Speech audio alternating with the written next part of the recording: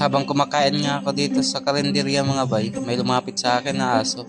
Yan, tingin ng tingin sa akin. Kakaawa naman talaga, oh. Oh. Pagmamakaawa pa, parang tao lang, di ba? At di ko nga pinansin tong aso na to mga bay. Yan. Yan, oh. Tingnan nyo.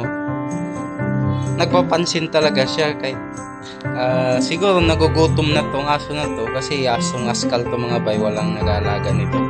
Yan, sa kalsada lang to palagi nakatira. Lagi kong nakikita to sa kalsada.